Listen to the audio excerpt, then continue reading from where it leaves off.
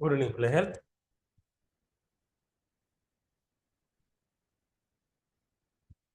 Good evening. Right, போன வகுப்பு நாங்கள் ஸ்டார்ட் பண்ண ஒரு பாடம், அதை தொடர்ச்சியாக படித்து அதை முடிக்க போகிறோம். மூணாவது அலகு, இது ஒரு குட்டி அலகு. இன்றையோட இந்த அலகை முடிக்க போகிறோம். போன வகுப்புல ஸ்டார்ட் பண்ணோம். அதாவது புவியில உள்ளமைப்பு, அத உட்கட்டமைப்பு, உள்ளமைப்பு அல்லது உட்கட்டமைப்பு. ஸோ பூமியில உட்கட்டமைப்பை நாங்க போன வகுப்பு படிக்க ஸ்டார்ட் பண்ணோம். அதை தொடர்ச்சியாக படிச்சு இன்றைக்கு முடிக்க போறோம். உங்களுக்கு ஞாபகம் இருக்க வேணும், புவி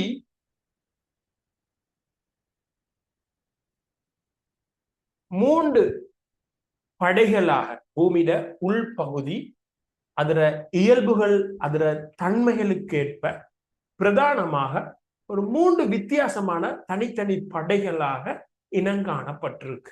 அதுல முதலாவது பகுதி பூமியிட மேல் பகுதியில் இருக்கிற ஒரு மெல்லிய பகுதி, அத ஓடுன்னு சொல்லி நாங்க பார்த்தோம். அது ஓடு, புவி ஓடு அல்லது ஓடு.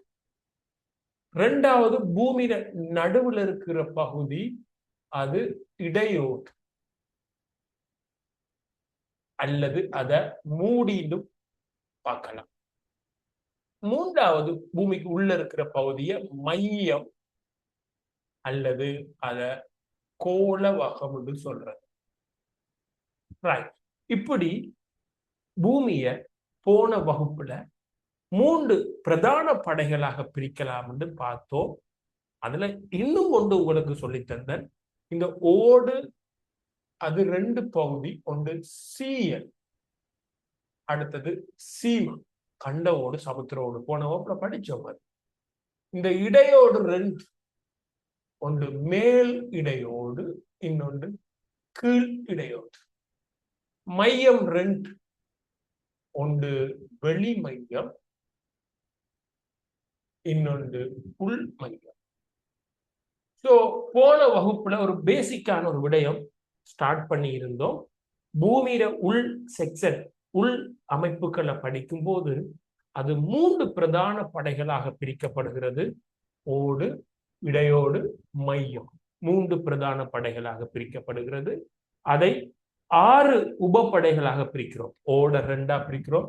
சீயல் அதுக்கு கண்ட ஓடு, சீமா அது சமுத்திர ஓடு என்றும், இடையோடு மேல் இடையோடு, கீழ் இடையோடு என்றும், மையம் வெளிமையம், உள்மையம் என்றும் மூன்று பிரதான படைகளும் 2 உபப்படைகளாக பிரிக்கப்படுகிறது. இன்னும் ஆழமாக நாங்க பூமியிட உள்ளமைப்புகள், இந்த மூன்று பகுதிகளையும் தனித்தனியாக அதுக்குள்ள என்ன மாதிரி நிலைமைகள், இயல்புகள் இருக்குன்னு படிக்கிறதுக்காக இந்த சென்டர்ல இருந்து கட் பண்ணி இந்த துண்டு, இந்த தனி லேயரை, இந்த துண்டை தனியை எடுத்து அதை பெருப்பிச்சு அதுக்குள்ள இருக்கிற ஒவ்வொரு இயல்புகள், அந்த மூன்று பிரதான படைகளும் அதுக்குள்ள இருக்கிற ஒவ்வொரு இயல்புகளும் போன வகுப்புல நாங்க படிக்க ஸ்டார்ட் பண்ணோம். ஸோ இதைத்தான் பூமியிட குறுக்கு பக்க பார்வை, இந்த முக்கோண துண்டு. ஸோ இந்த துண்டை நாங்க தனியா கட் பண்ணி எடுத்து இங்கால கீறி படிக்க ஸ்டார்ட் பண்ணோம். அதை மறுபடி ஒருக்கா நான் உங்களுக்கு கீறி வேகமாக இன்றைக்கு நாங்க அதை முடிக்க போறோம். பூமியில உள்ளமைப்புட cross section, அதாவது குறுக்கு பக்க பார்வை போன வகுப்புல பார்த்ததை தொடர்ச்சியா நான் கீறி கொள்றேன்.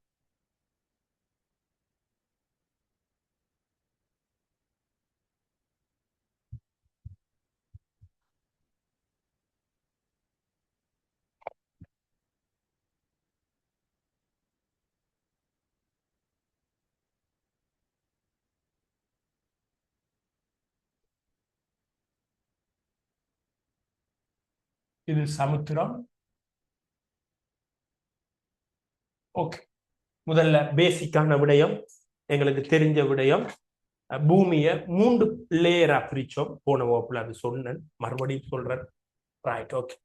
நான் நினைக்கிறேன் திங்கட்கிழமை எல்லாருக்கும் பள்ளிக்கூடம் தொடங்குதுன்னு. ஸோ நம்ம டைம் டேபிள் சேஞ்ச் பண்ணணும், இன்னொரு வகுப்பு சேர்க்கணும். இனி வகுப்புகள் ஒரு கட்டமைப்புக்குள்ள வர வேணும். அது தொடர்பான விடயங்கள் உங்களுக்கு ஞாயிற்றுக்கிழமை உங்களுக்கு வரும். அடுத்தது செய்முறை புயல் ஸ்டார்ட் பண்ண போறோம்.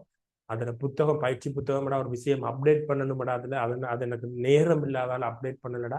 எப்படி அடுத்த வகுப்புல செய்முறை புயல் தான் ஸ்டார்ட் பண்ண போறேன்.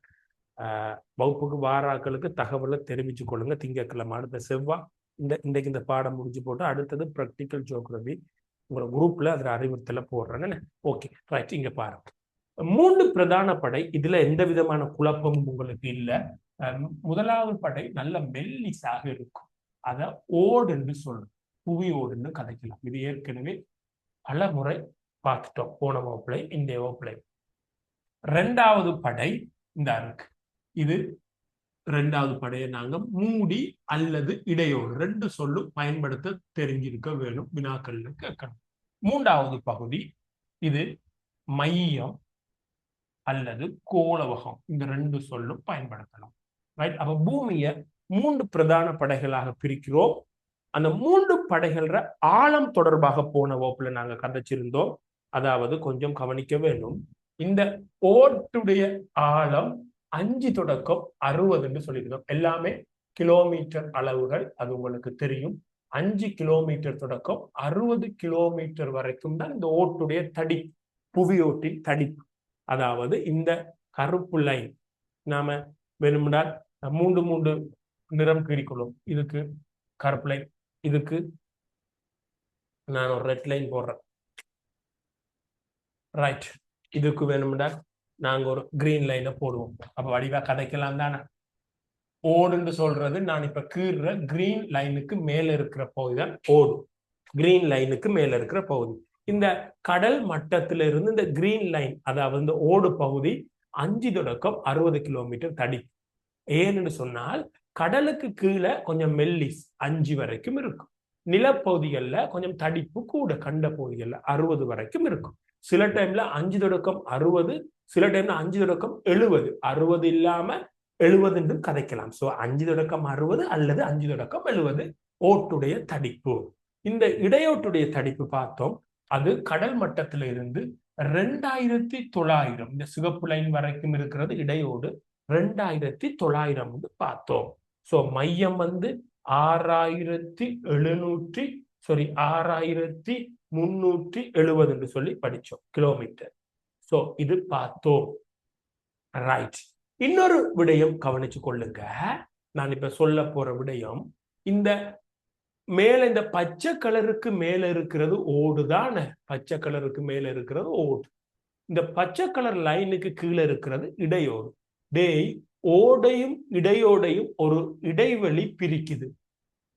கொண்டினண்டா அல்லது ஒரு அக்ரோச்சா துல்லியமா இந்த பச்சை லைனோட ஓடு முடிஞ்சு அதுக்கு கீழே இடையோடு ஸ்டார்ட் பண்ணாது. அது ஒரு தொடர்ச்சியின்மையா கொஞ்சம் கொஞ்சம் மாறி போட்டுதான் இடையோட்டுக்கு போகும். அந்த மாறுற போர்டர், புவியோட்டுல இருந்து இந்த இடையோடு மாறுற போர்டர் கொஞ்சம் ஒரு போர்டர் ஒன்றுதான் மாறும். அதை தொடர்ச்சியின்மைன்னு சொல்றது அல்லது இடைவெளின்னு சொல்லுவாங்க. ஆனா அதுக்கு சரியான சொல் தொடர்ச்சியின்மை. புவியோட்டுக்கும் இடையோட்டுக்கும் ஒரு இடையில ஒரு தொடர்ச்சியின்மை இருக்குது. ஒரு கேப் ஒன்று இருக்குது. அது அந்த கேப்பை கண்டுபிடிச்சவர், அதை கண்டுபிடிச்சவர பேர் வந்து மொஹோரோ விசிக். அதனால அந்த இடைவெளிய மொஹோரோ விசிக் இடைவெளின்னு சொல்றாங்க. மொஹோரோ விசிக் இடைவெளி அல்லது தொடர்ச்சி இன்மை. தோணா ஈனாண்டு போடுறது தொடர்ச்சி இன்மை. சரி. இப்ப இன்னொன்று கவனிச்சு கொள்ளுங்க. இந்த சிகப்பு லைன் வரைக்கும் இடையோடு இருக்கிறார். சிகப்பு லைனுக்கு கீழே மையம். இந்த இடையோடு முடிஞ்ச உடனே ஒரு லைன் அடிச்ச மாதிரி மையம் ஸ்டார்ட் பண்ணாது. இதுக்குள்ள ஒரு சின்ன ஒரு டிரான்ஸ்ஃபார்மேஷன் நடக்கும். அதாவது இந்த 2க்கும் இடையிலேயும் ஒரு தொடர்ச்சியின்மை இருக்கு. அதை கண்டுபிடிச்சவர் கூற்றன் என்று சொல்ற அறிஞர். அதனால இந்த இடைவெளிய கூற்றன் இடைவெளி என்று சொல்றது. கூற்றன் தொடர்ச்சியின்மை அல்லது இடைவெளி. ஓகே. போன வகுப்புல நாங்க படிச்சோமடா, கொஞ்சம் கவனிச்சு கொள்ளுங்க. போன வகுப்புல இந்த சமுத்திரங்களுக்கு கீழே இருக்கிறது இது சமுத்திர ஓடுன்னு சொல்லியும், இந்த கண்டங்களுக்கு கீழே கண்டங்கள் பகுதியில் இருக்கிறது கண்ட ஓடுன்னு சொல்லியும் நாங்க போன வகுப்புல படிச்சோம். இது பச்சை கலர்ல காட்டி இருக்கிறது நிலப்பகுதியில் இருக்கிறது கண்ட ஓடு என்றும், இந்த ப்ரௌன் கலர், அதாவது சமுத்திரங்களுக்கு கீழே இருக்கிறது சமுத்திர ஓடுன்னு படிச்சோம். அதாவது இத சீமான்னு சொல்றாங்க. சமுத்திரங்களுக்கு கீழே இருக்கிற புவியோட்டு பகுதி சீமா. இந்த நிலப்பகுதியில் இருக்கிற இந்த புவியோட்டு பகுதி சிஎல். அதாவது இங்க பாருங்க, ஏற்கனவே எங்களுக்கு தெரியும் ஓடு 2 படைகளாக இருக்கு. பூமியிட பிரதான படை 3: ஓடு, இடையோடு, மையம். இந்த ஓடு 2 பகுதிதான். கடலுக்கு கீழே இருக்கிறது ஒரு வகையான இயல்புகள் கொண்ட ஒரு பகுதி. அத சமுத்திர ஓடுன்னு சொல்லுவாங்க. நிலப்பகுதியில் இருக்கிறது கண்ட ஓடு. சோ புவியோடு 2 பிரிவு: சமுத்திர ஓடு, கண்ட ஓடு. சமுத்திர ஓடு கடல்களுக்கு கீழே இருக்குது, அது கொஞ்சம் சாஃப்ட். கண்ட ஓடு மலைப்பகுதி, நிலப்பகுதிகள்ல இருக்கு. இதுக்கு இன்னொரு பேரும் சொல்றது, அதாவது சமுத்திரங்களுக்கு கீழே இருக்கிற சமுத்திர ஓட்டுக்கு இன்னொரு பேர் சீமா, நிலப்பகுதி கண்ட ஓட்டுக்கு இன்னொரு பேர் சிஎல். ஏன் இதுக்கு, அதாவது சமுத்திர ஓட்டுக்கு சீமான்னு சொல்ற பேரும் கண்ட ஓட்டுக்கு சிஎல் என்று சொல்ற பேரும் ஏன் வச்சாங்கன்றால், அந்த காரணத்தை எழுதி போட்டு நான் அழிக்க போறேன், கவனிச்சு கொள்ளுங்க. இந்த சமுத்திரத்துக்கு கீழே இருக்கிற சமுத்திர ஓட்டுக்கு இன்னொரு பேர் சீமா. காரணம், இந்த சமுத்திர ஓட்டு பகுதியிலடா சிலிக்கனும் மக்னீசியமும் அதிகமாக இருக்கு. அதை சேர்த்துதான் சீமா. இந்த சமுத்திர ஓடு சிலிக்கனும் மக்னீசியத்தாலையும் அதிகமாக உருவாக்கப்பட்டிருக்கிறதுனால சமுத்திர ஓட்டுக்கு இன்னொரு பேர் சீமா. அப்ப ஏன் சமுத்திர ஓடு சீமா என அறியப்படுகிறது? அதுல சிலிக்கனும் மக்னீசியமும் இருக்குது. அதனால தான் அது சீமா. சோ சமுத்திர ஓட்டுக்கு மறுபேர் என்ன? சீமா. ஏன்? சமுத்திர ஓட்டுல என்ன கனிமம் அதிகமாக இருக்குது? Silicon, magnesium. கண்ட ஓட்டுக்கு இன்னொரு பேர் சிஎல். ஏன் சிஎல்? கண்ட ஓட்டுல சிலிக்கனும் அலுமினியமும் அதிகமாக இருக்குது, அதனால சிஎல். சோ புவியோடு 2 பகுதியாக பிரிக்கப்படுது. ஒன்று சமுத்திர ஓடு, அதுக்கு இன்னொரு பேர் சீமா. இன்னொன்று கண்ட ஓடு, அதுக்கு இன்னொரு பேர் சிஎல். ஏன் சீமாண்டு பேர் வந்தது, ஏன் சிஎல் என்று பேர் வந்தது தெரிஞ்சிருக்க வேண்டும். இந்த புவியோட்டு 2 பகுதி சீமா, சிஎல், இதுக்கு இடையிலையும் ஒரு இடைவெளி இருக்குது அல்லது தொடர்ச்சியின்மை இருக்குது. இந்த தொடர்ச்சியின்மையை கண்டுபிடிச்ச ஆள் கொன்ராட். எதுக்கும் இடையில, சிஎலுக்கும் சீமாக்கும் இடையில ஒரு கேப், ஒரு தொடர்ச்சியின்மை இருக்குது. அதை கண்டுபிடிச்சவர் கொன்ராட் என்று சொல்ற அறிஞர். அதனால அதுக்கு பேர் கொன்ராட் தொடர்ச்சியின்மை அல்லது கொன்ராட் இடைவெளி. இதுல இருக்கிறது இடைவெளிக்கு பேர் கொன்ராட் இடைவெளி. இப்ப கவனிச்சு கொள்ளுங்க, இது நான் அழிக்கிறேன். இனி இந்த சிஎல் சீமா எங்களுக்கு தெரியும் தானே. இப்ப இந்த இடையோட்டுக்கு வருவோம். அதுக்கு முன்னால புவியோட்ட பற்றிய சில விஷயம் உங்களுக்கு சொல்றேன். நான் சொல்ற பண்புகள் ஞாபகம் இருக்கான்னு பாருங்க. புவி ஓட்டின் முக்கியமான இயல்பு எங்கட பாடத்திட்டத்துல உள்ளடக்கப்பட்டிருக்கிற புவியோட பத்தி நீங்க தெரிஞ்சிருக்க வேண்டிய எல்லா இயல்பையும் நான் சொல்றேன். நான் ஒவ்வொன்றா சொல்லும் போது இது எனக்கு தெரியும், நான் இது அறிஞ்சிருக்கிறேன்னு சொல்லி நீங்க அறிஞ்சிங்களா இருந்தால் அதை யோசிச்சு கொள்ளுங்க. ரைட். முதலாவது புவியோட்டுடைய தடிப்பு தெரிஞ்சிருக்க வேணும். இது கொஞ்சம் வடிவா கதைக்க வேணும். எப்படி என்று சொன்னால், சமுத்திரத்துக்கு கீழே புவியோட்டுடைய தடிப்பு எப்படி இருக்கு, கண்ட பகுதிகளில் புவியோட்டுடைய தடிப்பு எப்படி இருக்குது. சமுத்திர ஓட்டுல 5 கிலோமீட்டர் தடிப்பு வரையும், கண்ட பகுதிகளில் 60 அல்லது 70 தடிப்பு வரைக்கும். சோ தெளிவாக பிள்ளைகள் புவியோட்டுடைய தடிப்பை பத்தி நீங்க வடிவா கதைக்க தெரிஞ்சிருக்க வேணும். புவியோட்டுடைய தடிப்பு எல்லா இடமும் ஒரே அளவுடையது அல்ல. அது சமுத்திரத்துக்கு கீழாக 5 கிலோமீட்டர் தடிப்பு வரையும், நிலப்பகுதி கண்ட பகுதியில் 60 கிலோமீட்டர் தடிப்பு வரையும் காணப்படுகிறது. இந்த புவியோடு பூமியை ஒரு பெரிய அல்லது பூமியை ஒரு ஆப்பிள் பழம் ஒப்பிட்டால் அதுல மெல்லிய தோல் மாதிரி ஓடு ஜஸ்ட் ஒரு சின்ன பகுதி தான் பூமியில. அதாவது புவி திணிவில் 1%. பூமிய 100 எடுத்தா ஜஸ்ட் 1%, ஒரு வீதம் மட்டுமே புவியோடு. ரைட். மூணாவது தெரிஞ்சிருக்க வேணும், புவியோடு 2 பிரிவுன்னு சொல்லி அந்த புவியோட்டுடைய 2 பிரிவுகளை பத்தி கதைக்க தெரிஞ்சிருக்க வேணுமடா. அதுல ஒன்று கண்ட ஓடு, இன்னொன்று சமுத்திர ஓடு. பிள்ளைகள், கண்ட ஓட்டுக்கு இன்னொரு பேர் இருக்குது, அது சீயல். சமுத்திர ஓட்டுக்கு இன்னொரு பேர் இருக்குது, சீமா. கண்ட ஓட்டுல என்ன கனிமம் இருக்குது, சமுத்திர ஓட்டுல என்ன கனிமம் இருக்குன்னு சொல்ல தெரிஞ்சிருக்க வேணும். கண்ட ஓட்டுல சிலிக்கனும் அலுமினியமும் அதிகம், சமுத்திர ஓடுல சிலிக்கனும் மெக்னீசியமும் அதிகம். உங்களுக்கு தெரிஞ்சிருக்க வேணும், கண்ட ஓட்டுக்கும் சமுத்திர ஓட்டுக்கும் இடையில ஒரு இடைவெளி இருக்கிறார். எங்களுக்கு ஒரு 4 இடைவெளிகள் வரும் இந்த செக்ஷனுக்குள்ள. 3 சொல்லி தந்தேன், 1 இருக்குது சொல்ல போறேன். அந்த 4 இடைவெளிகளும் கவனமாக எதுக்கும் எதுக்கும் இடையிலேன்னு சொல்ல தெரிஞ்சிருக்க வேணும். உதாரணம், கொன்றாட் இடைவெளி எதுக்கும் சிஎலுக்கும் சீமாக்கும் கண்ட ஓட்டுக்கும் சமுத்திர ஓட்டுக்கும் இடையில. சோ சிஎல் படைக்கும் சீமா படைக்கும் இடையில் காணப்படும் இடைவெளி அது கொன்றாட் இடைவெளி. இந்த கொன்றாட் இடைவெளியை பத்தி ஒரு விடயம் சொல்றேன். கொன்றாட் இடைவெளி சமுத்திரங்கள் பகுதிகளில் காணுவது கடினம், அது மலைத்தொடர் பகுதிகளில் தெளிவாக காணலாம். மலைப்பகுதியில இது ஒரு பகுதி உங்களுக்கு. ரைட். இவ்வளவும் போதும். இந்த புவியோட்டை பத்தி எங்கட பாடத்திட்டத்துல இவ்வளவுதான். நீங்க நெட்லயோ வேற புத்தகங்கள் எடுத்து பார்த்தால் வேற விடயம் இருக்கலாம், அது எங்களுக்கு தேவையும் இல்லை, பொருத்தமும் இல்லை. சோ இந்த 3 பாயிண்ட்ஸும் புவியோட பத்தி தெரிஞ்சிருந்தால் போதும் போதும் போதும். சோ புவியோடு கிளியர். இப்ப 2வது இருக்கிற இடையோட்டுக்கு நான் போறேன். புவியோடு இன்னும் ஒரு தேவையான ஒரு பாயிண்ட்ஸை சொல்ல போறேன். இது எங்கட பாடத்திட்டத்துக்குள்ள ஆங்காங்கே இருக்குது, இதுக்குள்ள உள்ளடக்கல நான் கதைக்கிறேன். அதாவது புவியோடு 2 பகுதி தானே, சிஎல் சீமா தானே. புவியோடு முழுவதும் திண்மமான பகுதி.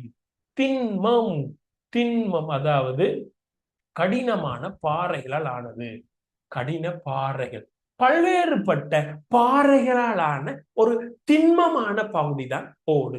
அப்போ ஓடு திண்மம். சரி, இதை தவிர வேற ஒன்றும் தேவை இல்லடா ஓட பற்றி. ரைட். அப்போ ஓட பற்றி 3 பிரதான படைதான, ஒன்று ஓடு. அதை பற்றிய முழு விடயங்களும் உங்களுக்கு தெரிஞ்சிருக்கும். இனி 2வது இடையோட்டுக்கு வருவோம். 2900. ரைட். பிள்ளைகள், இந்த இடையோடு அதாவது இதுல இருக்கிற இடைவெளி, இந்த இடைவெளிகளை மறந்துடாதீங்க. நான் இடைவெளியை கொஞ்சம் மார்க் பண்ணி விடுறேன். ஒன்று கொன்றாட் இடைவெளி, மறந்துட வேணாம். 2வது மொஹோரோவிசிக் இடைவெளி, தொடர்ச்சியின்மை அல்லது இடைவெளி. 3வது கூற்றன்பேர்க் தொடர்ச்சியின்மை, அது இடைவெளி. இன்னொரு இடைவெளி வரும், அது பார்ப்போம். 3 இடைவெளி மறந்துட வேணாம். இனி நான் கதைக்க போறேன் இந்த மொஹோரோவிசிக் இடைவெளியிலிருந்து. புவியோட்டு கீழே இருக்குதான மொஹோரோவிசிக் இடைவெளி. மொஹோரோவிசிக் இடைவெளி என்னத்துக்கும் இடையில இருக்குது, புவியோட்டுக்கும் இடையோட்டுக்கும் இடையில. இந்த பச்சைக்கல் மொஹோரோவிசிக் இடைவெளி.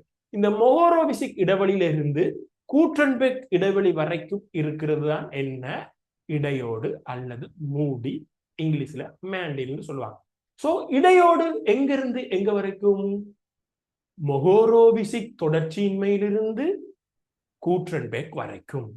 இந்த இடையோட 2 படைகளாக பிரிக்கலாம். அது பேசிக்கான அதுல விஷயம் எங்களுக்கு கொஞ்சம் தெரியும். இடையோட 2 பகுதியா பிரிக்கலாம், கொஞ்சம் பார்த்துக்கொள்ளுங்க. அதுக்கு முன்னுக்கு இந்த இடையோடுடா ஃபுல்லா மொஹோரோவிசிக்ல இருந்து கூற்றன்பெர்க் வரைக்கும் இடையோடு தானே.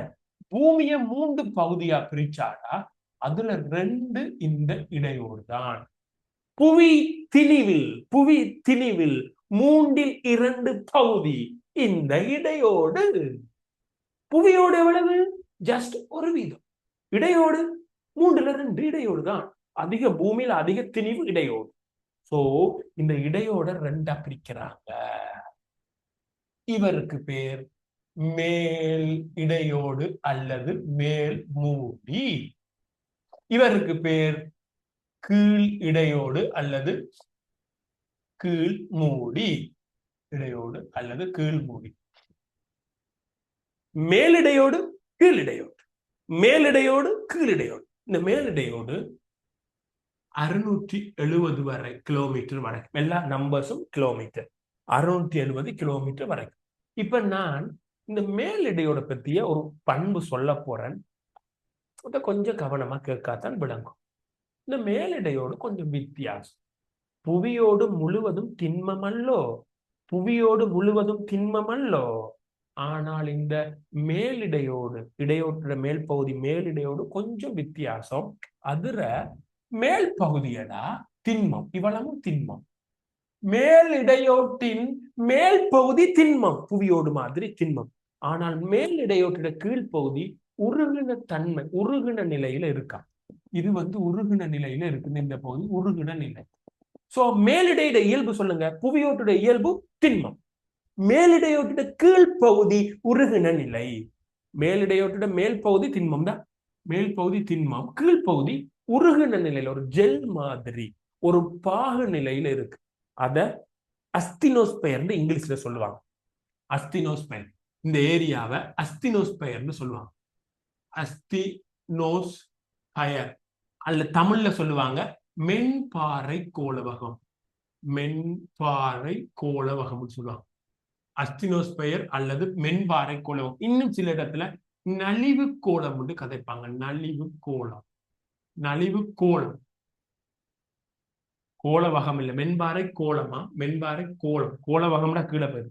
மென்பாறை கோளம், நலிவு கோளம், இங்கிலீஷ்ல அஸ்தனோஸ்பயர். அது எங்க இருக்குது? மேலிடையோட்டுட கீழ்ப்பகுதி, அந்த உருகின ஜெல் மாதிரி உருகின பாகுத்தன்மையில இருக்குது.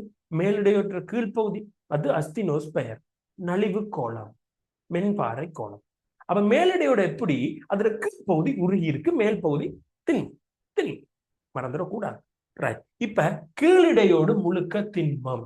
அப்ப நான் அதையும் போடுறேனே, கீழிடையோடு முழுக்க திண்மம், கீழிடையோடு திண்மம். ரைட். இதுல இந்த கீழிடையோட்டுற தடிப்பு, இதுல இருந்து இது வரைக்கும் கீழிடையோட்டுற தடிப்பு 2230 கிலோமீட்டர் வரைக்கும். இப்ப இடையோட்ட பத்திய முனைப்பான அம்சம் இங்க பாருங்கடா. இடையோட்டின் முனைப்பான அம்சம். அடே ஜியோகிராபில ஃபைனல் எக்ஸாம்ல முனைப்பான அம்சங்கள்னு சொல்லி உங்களுக்கு வரும். இப்ப இல்ல, ஃபைனல் பேப்பர்ல வரும்.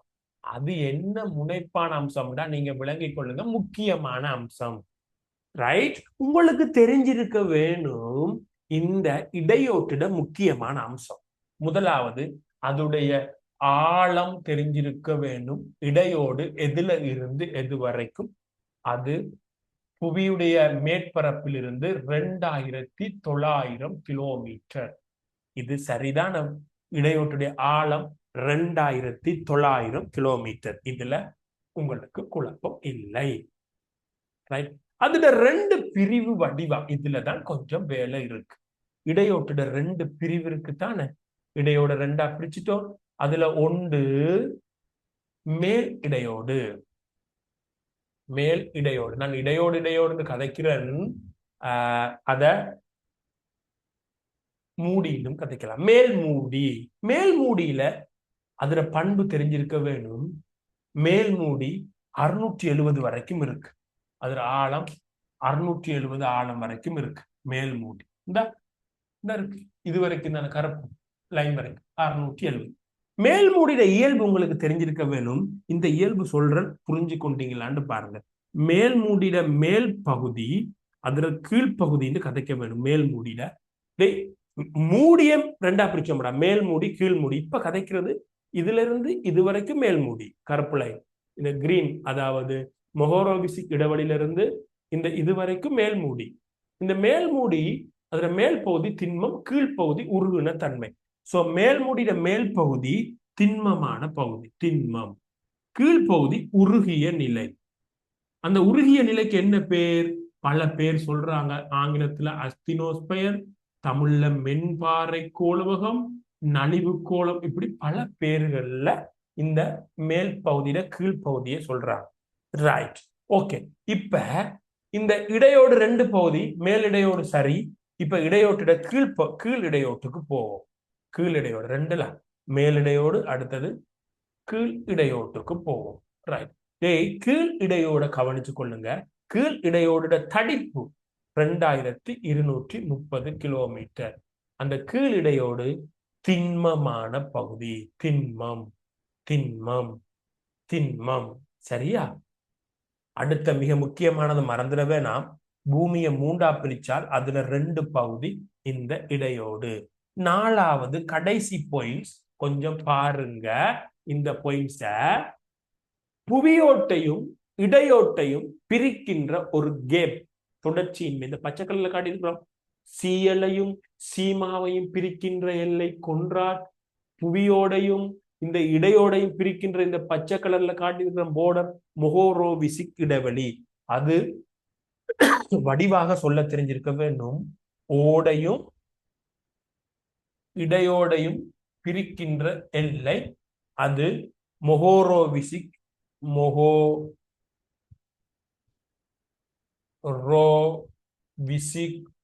தொடர்ச்சி இன்மை. மொஹோரோவிசிக் தொடர்ச்சி இன்மை. சரிங்களா? ரைட். அடுத்தது இதை தவிர வேற ஒன்றும் இல்லை.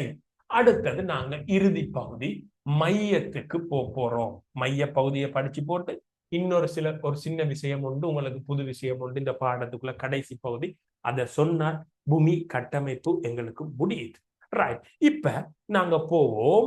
எங்களுக்கு தெரிஞ்சிருக்க வேண்டும் பூமியில சென்டர் வரைக்கும், அதாவது 6370 கிலோமீட்டர் ஆழம். அதோட முடியுதானே? கூட்டன்பேக் எல்லையிலிருந்து சென்டர் வரைக்கும் இடையோடு,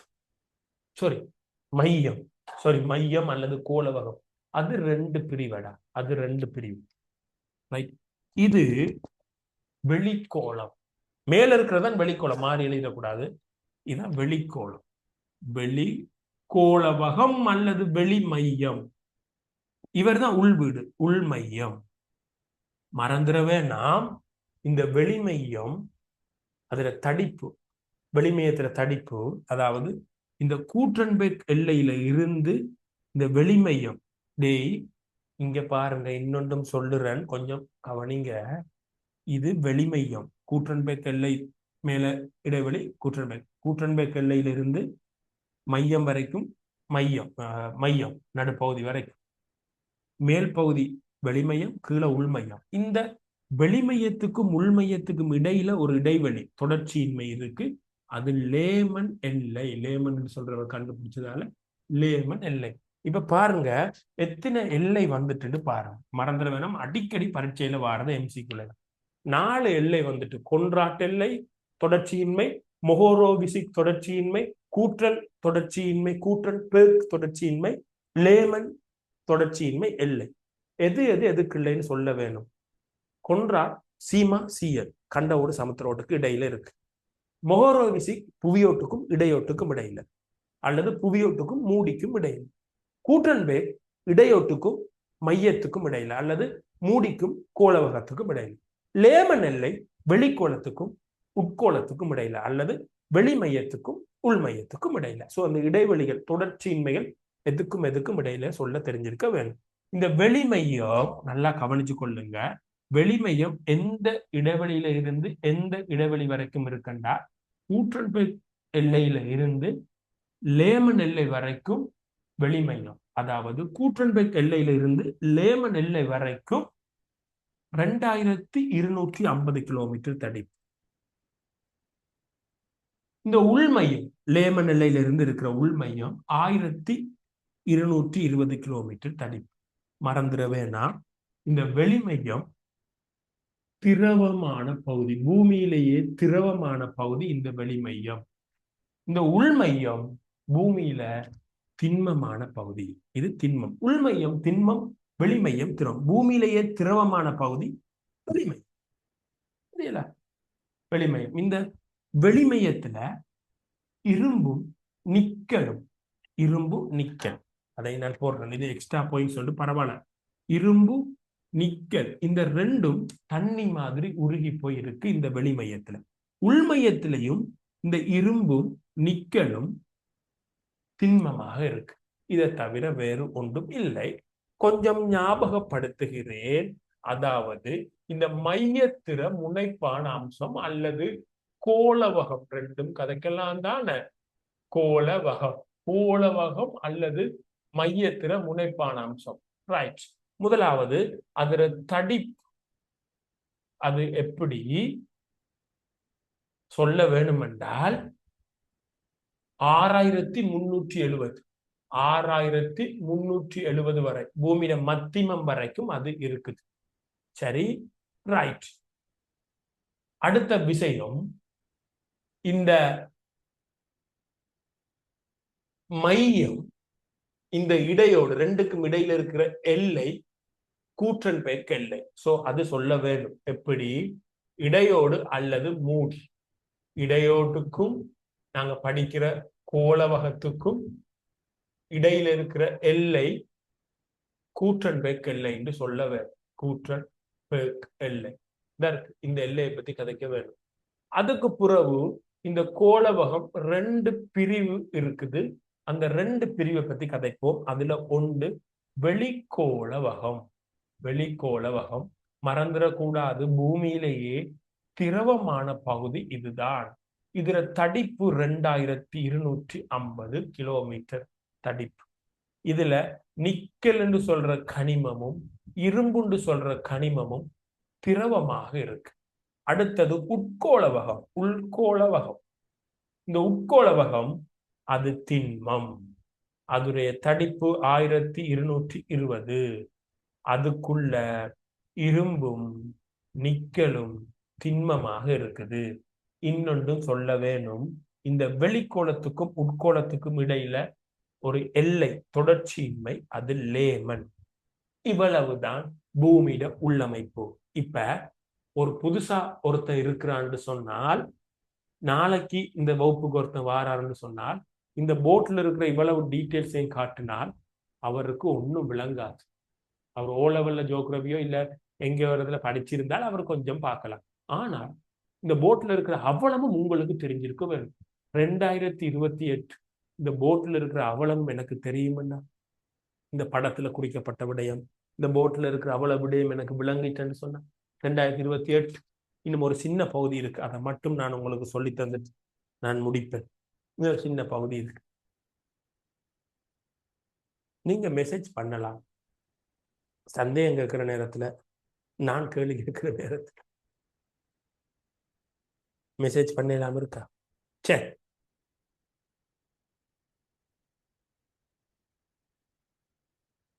உசாரா நாட்கள் 2028 இருக்கு இல்லையா? ரைட். சந்தேகம் இருந்தால் நாங்க புறவு அதை நான் உங்களுக்கு காட்டித்தரேன். ரைட். இப்ப இன்னொரு விடயம், இந்த உள்ளமைப்பு சம்பந்தப்பட்ட இன்னொரு விடயம் சொல்ல போறேன். அதை பார்த்துட்டு அதுக்கு புறம் நீங்க கிடைக்கலாம். ரைட்.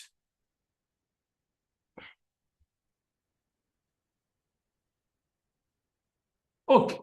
இவ்வளவு நேரம் படிச்ச சில விஷயங்களை வச்சுட்டு இந்த புவியிட உள்ளமைப்பு கூட சில இயல்புகளை சொல்ல போறோம். இது ஒரு தனி செக்ஷனா போட்டிருக்கிறாங்க. எப்படி என்று சொன்னால், பூமி இருக்குத்தானே, இந்த பூமியிலிருந்து உள்ள போகும்போது என்னென்ன இயல்புகள் இருக்குன்னு சொல்ல போறோம். உங்களுக்கு ஞாபகம் இருக்கு, இதுக்கு முன்னுக்கு பூமியிட வளிமண்டலம், பூமியிட வெளிப்பகுதி படிச்சோம், வளிமண்டலம் படிச்சோம். பூமியிட வளிமண்டலம் படிக்கும்போது புவியிட மேற்பரப்புல இருந்து மேல போகும்போது 4 படை படிச்சோம். ஒவ்வொன்றிலையும் ஒவ்வொரு வித்தியாசமா மாறிக்கொண்டு போகும். வெப்பம், அமுக்கம் எல்லாம் படிச்சோம். ஞாபகம் இருக்கா? பூமியிட மேற்பரப்புல இருந்து மேல போக போக இயல்புகள் தொடர்ச்சியாக மாறும். அதே மாதிரி பூமியிட உள்பகுதி நோக்கி போகும்போதும் இயல்புகள் மாறிக்கொண்டு போகும். சரியா? ரைட். எப்படி மாற்றம் அடையும் என்று பார்ப்போம். இந்த பூமியில உள்பகுதி நோக்கி போகும்போது அதோட இயல்புகள் எப்படி மாற்றம் அடையும் என்று பார்ப்போம். முதலாவது, வெப்பநிலைக்கு என்ன நடக்கும்னு சொல்றது. வெப்பநிலை கவனமாக கேட்க வேண்டும். புவி உட்பகுதியை நோக்கி போகும்போது வெப்பநிலை இன்க்ரீஸ், அதிகரிக்கும். மறந்துட வேணாம். பூமி மேற்பரப்புல இருந்து பூமிக்கு உள்ள போக போக போக போக வெப்பம் அதிகரிக்கும். டேய், எப்படி கூடும்னு சொன்னாடா, பூமிக்கு உள்ள நம்ம ஒவ்வொரு கிலோமீட்டரும் உள்ள போக போக அந்த ஒவ்வொரு கிலோமீட்டருக்கும் 25 பாகை செல்சியஸ் வெப்பம் கூடுமா? பூமியின் உட்பகுதி நோக்கி செல்ல செல்ல வெப்பநிலை அதிகரிக்கும். ஒவ்வொரு கிலோமீட்டருக்கும் 25 பாகை செல்சியஸ் வெப்பம் கூடும். ஒவ்வொரு கிலோமீட்டருக்கும் 25 பாகை செல்சியஸ் வெப்பம் கூடும். அப்ப இப்படி விளங்குற மாதிரி கிடைக்கும். இந்த இடத்துல 20 பாகை செல்சியஸ் வெப்பம் இருக்கு. பூமியில மேற்பரப்புல அந்த வெப்பத்தை அளப்பாங்க. வெப்பமான் அல்லது கண் அந்த கொரோனா டைம்ல நெத்தியில கையில அடிப்பாங்க. கண் எவ்வளவு வெப்பம்னு பார்த்தா அதுல மீட்டர் காட்டும், நம்பர்ஸ் வரும். அப்படி ஒரு கன்னை கொண்டு பூமியில மேற்பரப்புல இருந்து அளந்து பார்க்கும்போது வெப்பம் 20 இருக்கு. ஒரு பள்ளத்தை தோண்டி போட்டு, அதாவது 1 கிலோமீட்டர் இந்த மேற்பரப்புல இருந்து 1 கிலோமீட்டர் ஆழத்துக்கு பள்ளத்தை தோண்டி போட்டு அந்த பள்ளத்துக்குள்ள இறங்கி இருந்து 1 கிலோமீட்டர் ஆழத்துல பள்ளத்தை தோண்டி அதுக்குள்ள இறங்கிட்டு அந்த வெப்பத்தை செக் பண்ணி பார்த்தால் அந்த கருவியில அது 45 பாகையா காட்டுமா? எப்படி 45 பாகை? 25 கூடும், 45 காட்டுமா? 20ல இருந்து 25, 45. அந்த பள்ளத்துல இருந்து இன்னொரு 1 கிலோமீட்டர் போனால் எவ்வளவு கூடும்னு சொன்னால் 25 கூடும், 70 காட்டும். 50, 70 காட்டும், 70 பாகை காட்டும். சோ ஒவ்வொரு கிலோமீட்டர் ஒவ்வொரு கிலோமீட்டரும் பூமிக்கு உள்ள போக 25 பாகை வெப்பம் கூடும். இப்படியே கூடி இந்த சென்டருக்கு வந்தால் அதி உச்ச வெப்பம் வந்துடும். அது சூரியன் மேற்பரப்புக்கு சமனா 6000 பாகை செல்சியஸ்.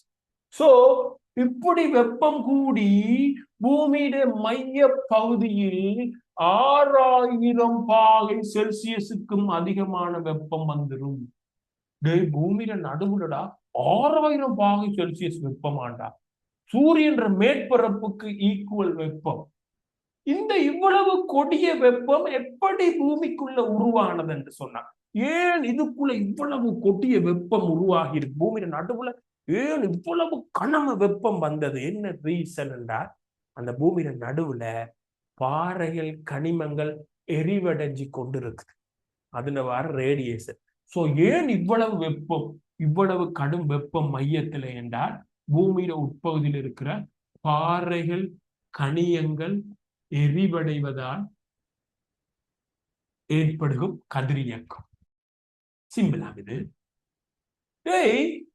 இப்ப உண்மையிலேயே தியரி படி பூமியில மேற்பரப்புல இருந்து கீழே போக போக போக வெப்பம் கூடும். எப்படி கூடும்? மேற்பரப்புல இருந்து ஒவ்வொரு கிலோமீட்டருக்கும் 25 வெப்பம் கூடும். சரிதானே? 25 வெப்பம் கூடும். அப்படி கூடி இருந்தாடா இதுல கொஞ்சம் ஒரு விடயம் ஒன்று இருக்குது. இந்த ஒரு 7000, அதாவது ஒரு 7 கிலோமீட்டர் இந்த இடத்துல 7 கிலோமீட்டர் ஆழம். 7 கிலோமீட்டர்னா மீட்டர்ல சொன்னா 7000 மீட்டர். அப்படித்தான்டா, 7000 மீட்டர் ஆழம் பூமியில உட்பகுதியிலடா. இதை கொஞ்சம் கவனிச்சுக்கணும். 7000 மீட்டர் ஆழத்துல சொல்றத கொஞ்சம் கவனிச்சாதான் புரியும். பூமியில மேற்பரப்புல இருந்து 7000 கிலோமீட்டர் ஆழத்துல பாறைகள் கட்டியா இருக்கு. சில இடத்துல நாம படிச்ச தியரி படி இந்த இடத்துல பாறை இருக்க முடியாது. ஏனென்றால் பூமியில மேற்பரப்புல இருந்து 25 வெப்பம் கூடும். பூமியில மேற்பரப்புல இருந்து 7 கிலோமீட்டர் ஆழம்னு சொன்னால் அந்த இடத்துல கடும் வெப்பம் இருக்கும். அங்க பாறைகள் திண்மமா இருக்க முடியாது. அது உருகி தண்ணியா தான் இருக்க வேண்டும். ஆனா சில இடத்துல எப்படி பாறை இருக்குதான், உருகாம இருக்குதான். சோ அதுல இருந்து விளங்கி கொள்ள வேணுமா, புவியில மேற்பரப்புல இருந்து உள்ள போக போக வெப்பம் கூடுது. அது சில இடத்துல சீரா கூட இல்லை.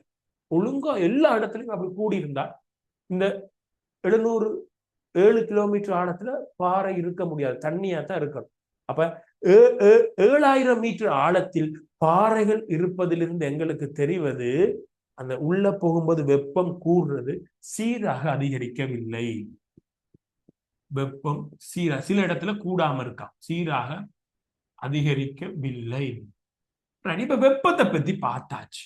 பூமியில வெப்பம் எப்படின்னு ஒரு பெரிய டீடைல்ஸ் போட்டாச்சு. அமுக்கத்தை பத்தி பார்க்க போறோம். அமுக்கம், ரைட்? வெப்பத்தை பத்தி பார்த்தாச்சு. இப்ப பூமிக்கு உட்பகுதியில அமுக்கம் எப்படி இருக்குன்னு பார்க்க போறோம். டேய், பூமியில உட்பகுதியிலையும் 700 சந்தேகம் அப்புறம் கேட்கலாம் பிள்ளைகள்.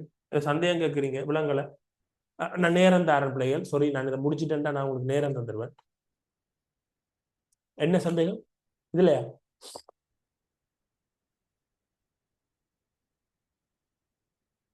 பார்.